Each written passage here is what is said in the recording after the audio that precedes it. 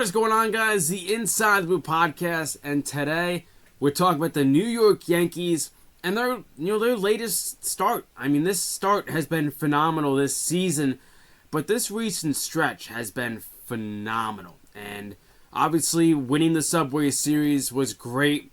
Beating up on the Mets is always good. Taking 2 out of 3 against them is good. But from a bigger perspective, right now they're leading the division. Right now, they're one of the best hitting teams, if not the best hitting team in baseball. I mean, they're killing the ball. They're doing everything right. Their starting rotation has been phenomenal.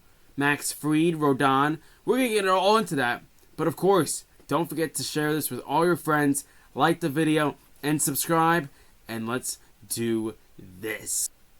Alright, so, of course, the New York Yankees. We're going to start off with the starting rotation because this starting rotation has been super fun to watch. And also, by the way, as I'm recording this video, the New York Yankees are taking on the Texas Rangers. So, maybe I have some live updates during this video. But regardless, right now, Max Fried, man. I said at the start of the year, before Game 1 in that Milwaukee Brewers series, that Max Fried had the chance to not only be the best pitcher on this staff, which he is, as in the starting rotation aspect, but I think he had a good chance to win the AL Cy Young this year.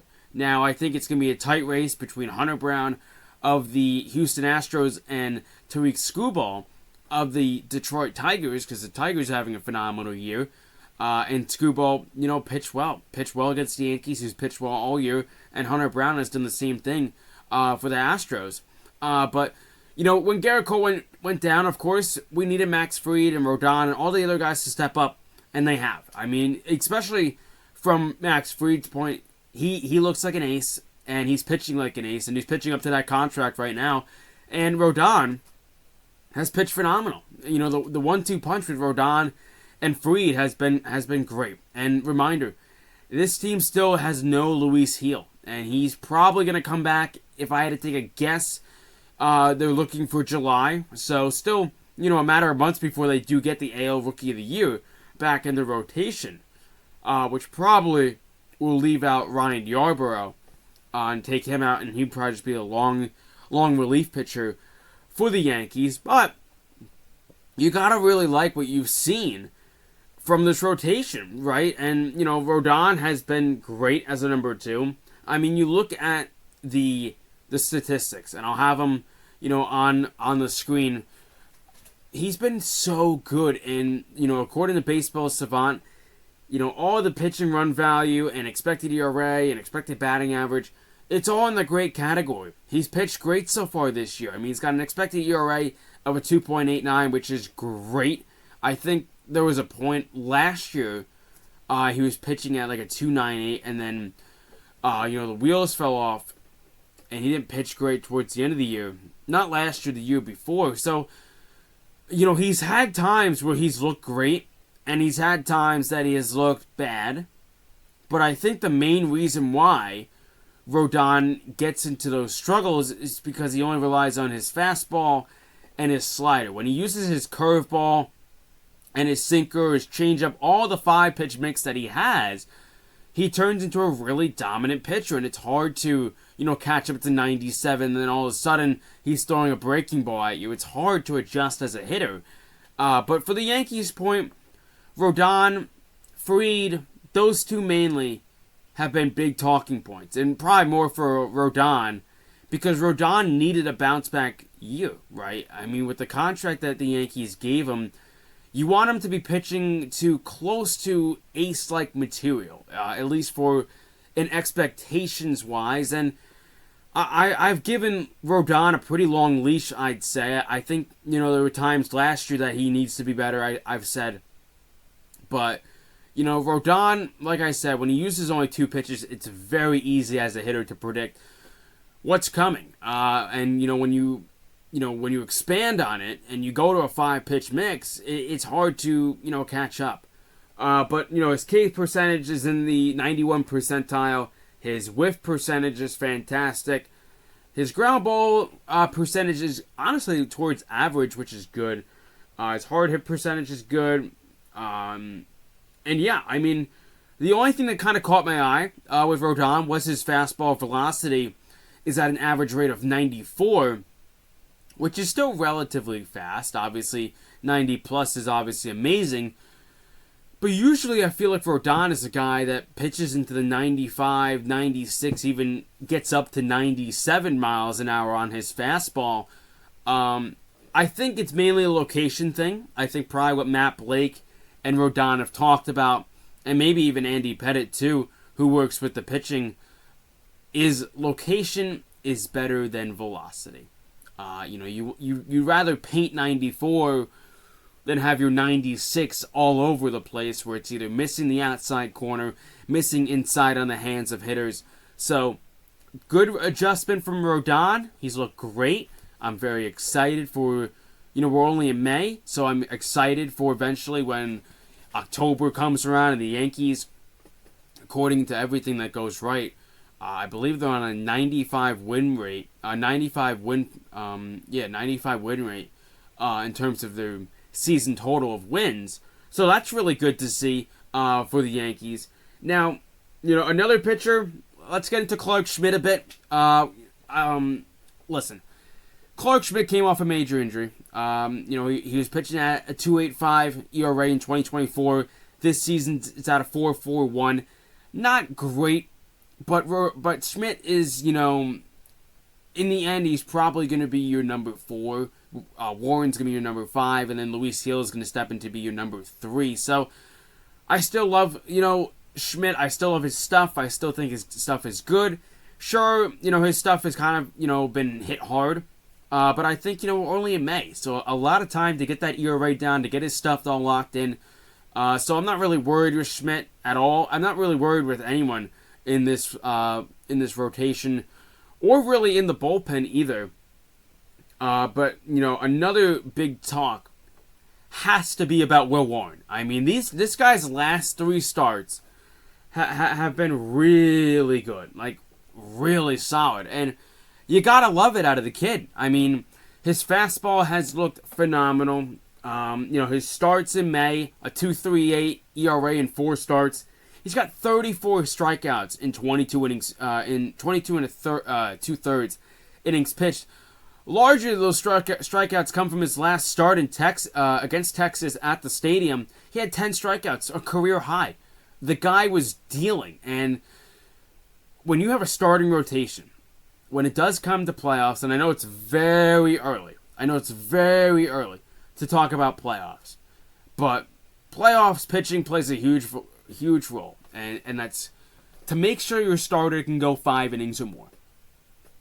Now, of course, playoffs are nowhere near. We still have the deadline, and now the Yankees have found some weapons that maybe we didn't expect.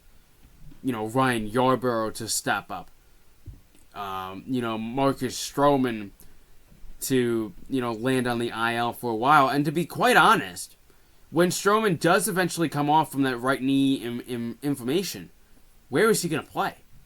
Are they going to make him a 6th starter? Because, Stroman has this ego that he doesn't want to play in the pen. He doesn't want to play the pen game. He doesn't want to be the long reliever when, maybe Will Warren only goes 3 1/3 or 4 innings, or, Schmidt, or even, Luis Hill, or when he comes back, or Rodon, or anyone goes early, doesn't give him the innings that you'd like.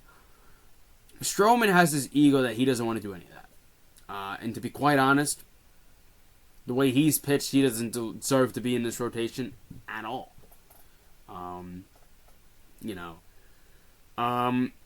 But yeah, I mean, this rotation has been good. And I'm excited, man. I'm excited with how Rodon's pitching, how Will Warren's pitching. Ryan Yarbrough, his last few starts have been really solid. The Texas start was good. So a lot to like about this starting rotation. Give a lot of credit to Matt Blake. Give a lot of credit to this pitching, coaching and staff. But our next segment is going to be the hitting of this team, man. Obviously, we know what Aaron Judge is doing. The guy's hitting .400. He's hitting home runs. He's hitting in the right spots. And that's what you need out of the captain. you know? And the other thing that you need is, of course, your hitters outside of Judge to lift off the weight of Aaron Judge. And that's what I think makes this team dangerous, is that it's not only the Aaron Judge show. There's a new narrative. 39, 38, I forgot his age, year-old Paul Goldschmidt. Who had this who saw this coming? Now, ultimately, I wanted Christian Walker. I think he was my number one landing spot for the Yankees. He costed a little bit too much money. And to be quite honest, that ship has sailed. I'm all in for Paul Goldschmidt. This guy has shown that he can still play at his age, still be a good enough fielder. He's not playing below average. He's playing right there at that average. He's not making many errors, if any. He's just playing his role, and he's doing a great job. He's mentoring, Ben Rice. Ben Rice played first base yesterday, as I'm recording this. But, yeah, Paul Goldschmidt's been fun. Cody Bellinger, the guy was struggling to start. Ever since then, he's been great. Where were you when Trent Grisham decided to go Matt Carpenter like 2022 type? Now, the Matt Carpenter 2022 is probably better than the Grisham, but Trent Grisham batted 189 last year. I did not expect him to have this many home runs to start this season. We're in May. He could probably, honestly, be a candidate for an all-star. Maybe not a starter, but maybe come in later on. I think he definitely has my all-star vote, of course. He's been good enough to, make a case that he can play in the all-star game. And good for Grisham, man. Good for Grisham. Because, I will say, when you trade for a guy like Juan Soto, the other people in the trade package aren't going to really be talked about. The main description for Grisham was he's just an all-right hitter, and mainly he'll give you Gold Glove defense. Obviously, Soto left for the Mets. I'm not going to get into Soto at all. I'm really not. The reports are there. The rumors are there. I've moved on from Juan Soto. I thank him everything that he did for the organization, get us to the World Series. But I moved on. And if he feels that going to the Yankees was his move, but ultimately his family wanted him to choose the Mets, at the end, that's his decision.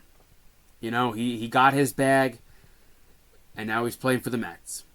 But now we have Trent Grisham, and we got Grisham, baby. We got Grisham now.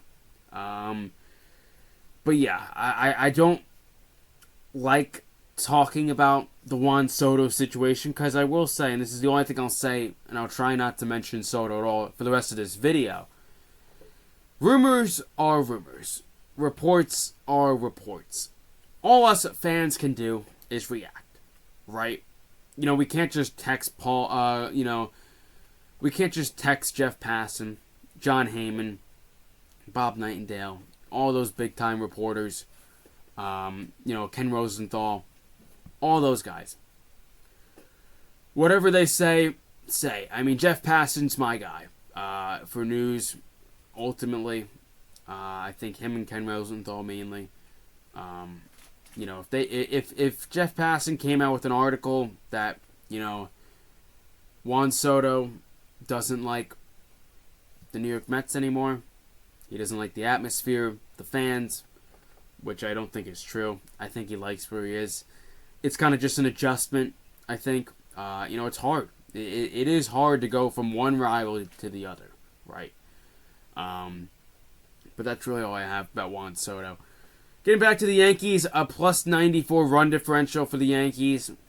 That's 5th in batting average, 1st in home runs by 2, 1st in walks by 7, 1st in on-base percentage, 1st in slugging. That's why they're at the top of the AL, man. That's why they're one of the best teams in the AL. And ultimately,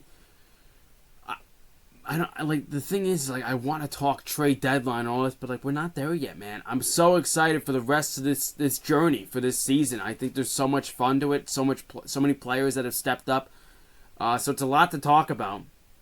We got into Paul Goldschmidt. Ben Rice, his hard hit rate percentage was at 36.7. So round up to 37% last year. He's now at a 58%. His expected batting average is at 292. I think he's like a 258 hitter, which is fine. I'm pretty sure that's, league average, maybe slightly above. Usually I think league average is honestly like around 250. But yeah, he's playing great. Another player I do want to get into is Anthony Volpe. I think he got a lot of criticism in that Subway Series, and rightfully so. I mean, when you can't come through with the bases loaded, you think the first time, all right, I messed up.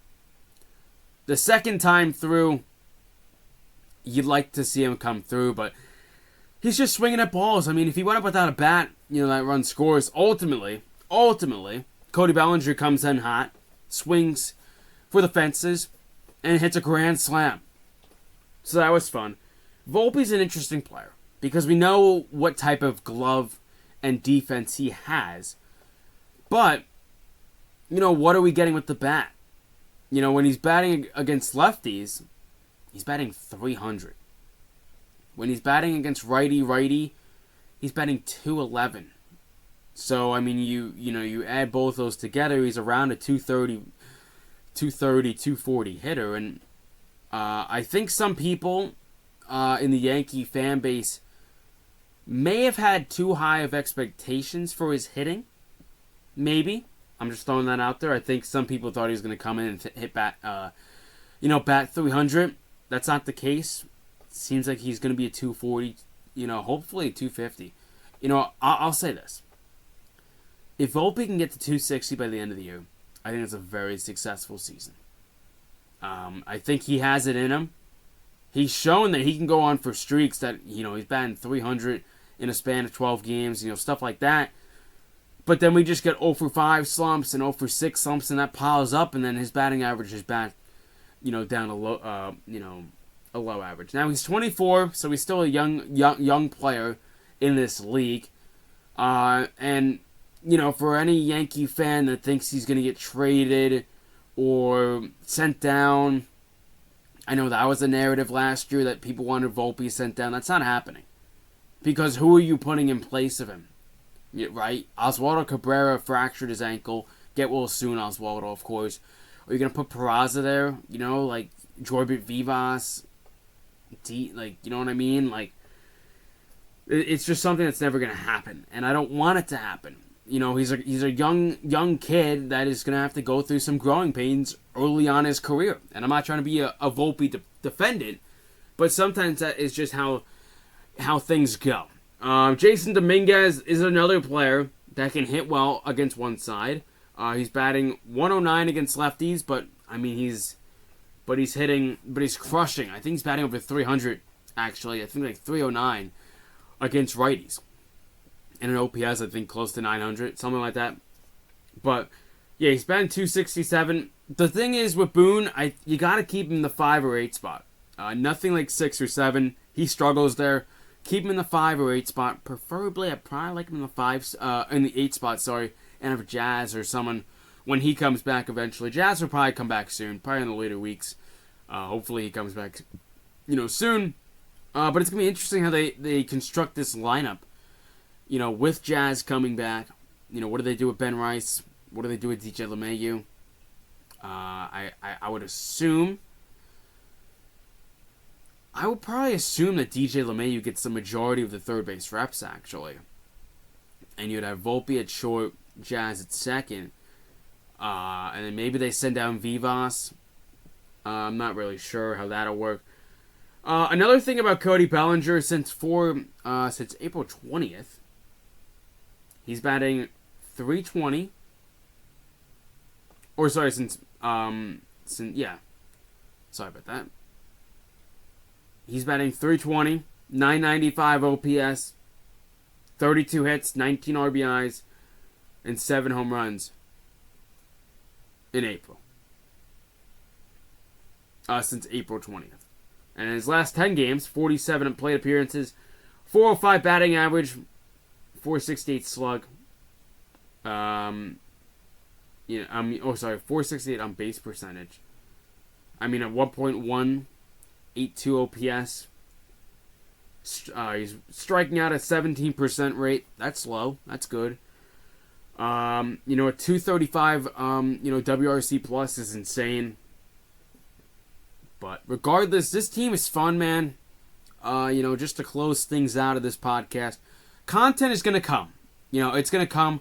Going to start editing more videos, putting more content. Like I said, don't forget to follow us on Instagram and TikTok, because I make TikTok reels, Instagram reels all the time.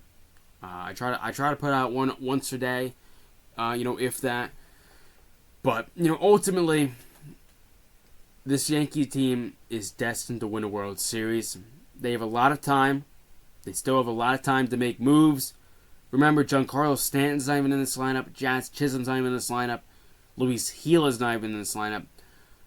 Carlos Carrasco's finally off the team. I know it's a bit of a late news, but we haven't posted content like that. So we do have to get caught up in all those things.